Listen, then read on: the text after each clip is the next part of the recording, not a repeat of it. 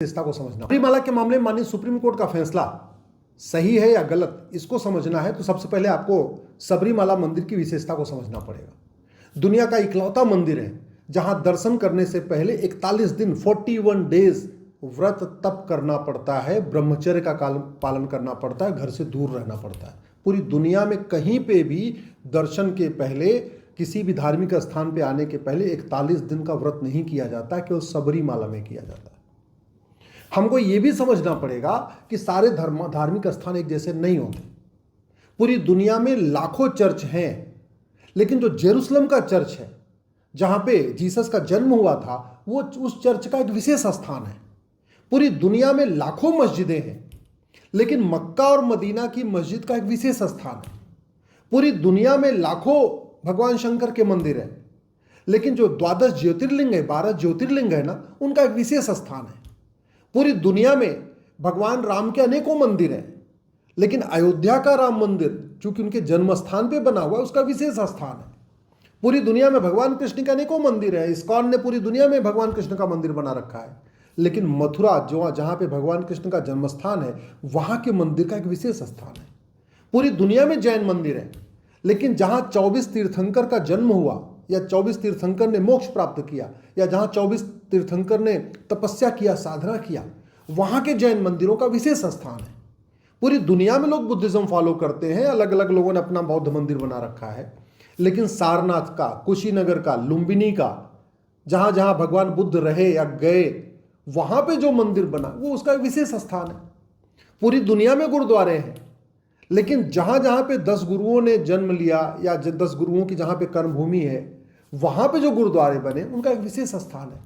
इसी तरीके से भगवान अय्यप्पा के दुनिया में अनेकों मंदिर है, भारत में भी कई मंदिर है, लेकिन सबरीमाला का विशेष स्थान है। क्यों? क्योंकि वहां दर्शन के पहले 41 दिन का व्रत किया जाता है, तपस्या किया जाता है, पूजा पाठ किया जाता है, घर से दूर रहते हैं।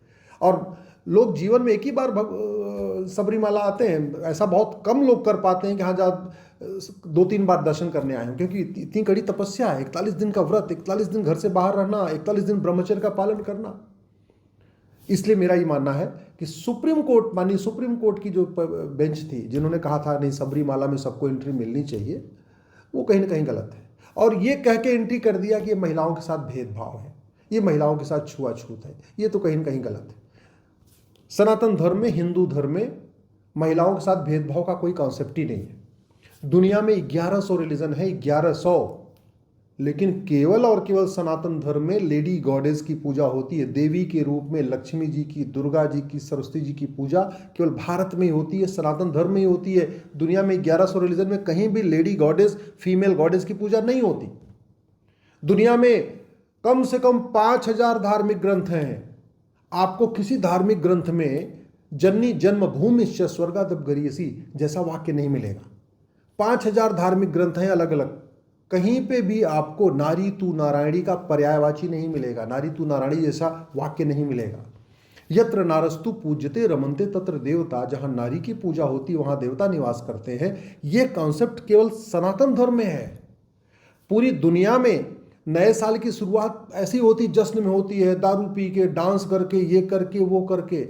भारत में नए साल की शुरुआत ही देवी पूजा से होती है, मातृ पूजा से होती है, कन्या पूजन के साथ होता है, 9 दिन का व्रत होता है। इसलिए कोई ये मत बताए कि सनातन धर्म में ये तो महिलाओं के साथ भेदभाव होता है। और वैसे भी दुनिया में 1100 रिलीजन है, केवल सनातन धर्म में ये व्यवस्था है कि पत्नी के साथ पूजा करने पे ही पूर्ण फल प्राप्त होता है। अगर आपका विवाह हो गया है तो आपको अकेले जो विशेष पूजा अनुष्ठान करना होता है उसमें पत्नी का रहना जरूरी होता है, अकेले नहीं करते अगर शादीशुदा हैं लोग तो।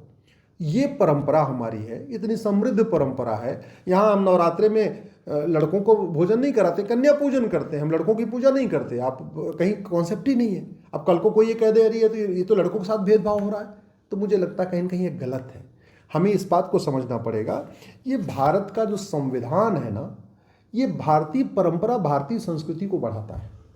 भारत का संविधान ये विदेशी कॉन्सेप्ट पे नहीं है, किसी रिलीजन को, किसी मजहब को प्रमोट नहीं करता। वैसे रिलीजन मजहब को प्रमोट करना भी नहीं चाहिए, रिलीजन, क्योंकि धर्म सबको जोड़ता है, रिलीजन सबको तोड़ता है। इस पर मेरी एक अलग PIL है, वो अलग विषय है। लेकिन जहाँ तक मेरा इस मामले में कहना है कि कहीं न कहीं इस बात को समझने में भूल हुई, जो सबरीमाला मंदिर को हमने सामान्य मंदिर की तरीके ट्रीट कर लिया। जैसे जेरूसलम का चर्च बाकी अन्य चर्चों जैसा नहीं है, उसका एक विशेष स्थान है। जैसे मक्का मदीना का बाकी मस्जिदों के साथ एक विशेष स्थान है। जैसे अयोध्या के मंदिर का बाकी राम मंदिर से एक विशेष स्थान है। मथुरा का एक विशेष स्थान है।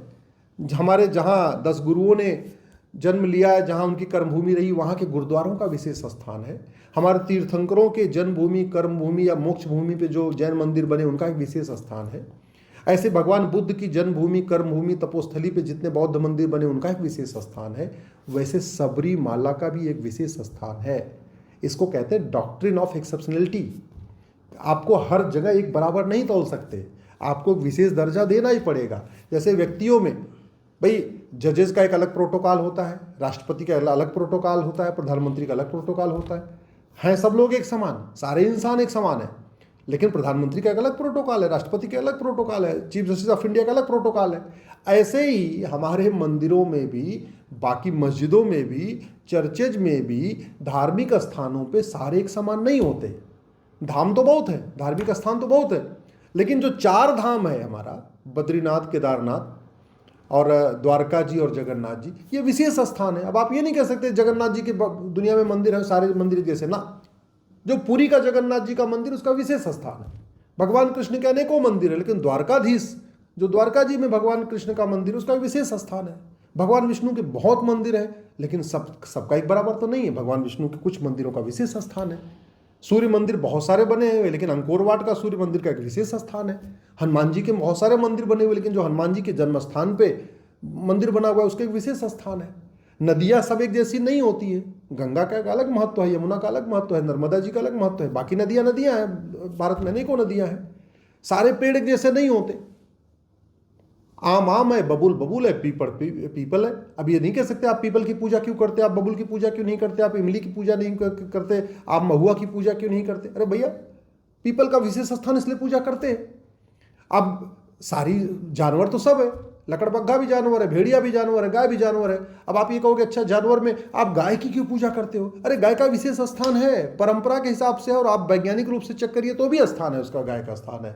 जो गाय के घी में जो गुड़ है, जो गौमूत्र में जो गुड़ है, जो गाय के गोबर में जो गुड़ है, जो गाय के इस बाकी उसमें जो गुड़ है, वो आपको बाकी जानवरों में नहीं मिलेगा। तो फिर आप तो जैसे सारे जानवर एक समान नहीं होते, सारे पेड़ पौधे समान एक नहीं होते, सारे इंसान एक समान नहीं होते, एक इंसान के एक हाथ की 5 उंगलियां एक समान नहीं होती, किसी इंसान की दोनों आंखें एक समान नहीं होती, किसी इंसान के दोनों हाथ एक समान नहीं होते, सारे पहाड़ एक समान नहीं होते, सारे पशु पक्षी एक समान नहीं होते। वैसे ही कुछ एक मंदिर ऐसे होते हैं जिनका एक विशेष स्थान होता है, इसलिए उन सारे मंदिरों को एक बराबर कह देना। और वैसे भी सबरीमाला में रोक क्या लगी है कि भाई ठीक है 10 साल से कम उम्र तक बेटियां जा सकती हैं, और 50 के ऊपर की भी हमारी माताएं बहनें जा सकती हैं। जो रोक लगी केवल 10 से 50 साल लगी हुई है। अब वो हमारे पूर्वजों ने बहुत सोच समझ के बनाया हुआ है, उसकी एक व्यवस्था है। और फिर दूसरा, अरे भैया भगवान का भी तो कोई अधिकार है, ये सारा अधिकार इंसानों का ही है। जब वहाँ पे एक व्यवस्था है, वहाँ पे ब्रह्मचारी के रूप में भगवान अयप्पा की पूजा होती है, तो वो वहाँ पे एक परंपरा बना दी गई कि 10 साल से 50 साल तक की हमारी माताएं बहनें बेटियां नहीं आएंगी, और नहीं आती, कोई आज तक जिद नहीं किया। लेकिन तथाकथित कुछ क्रांतिकारी लोग हैं जो ऐसे काम करते रहते हैं। मुझे लगता है इसको समझना चाहिए, और इसी के हिसाब से मैं आशा करता हूं कि माननीय सुप्रीम कोर्ट का जो अगला फैसला आएगा 9 जजों की बेंच का, वो कुछ ऐसा ही आएगा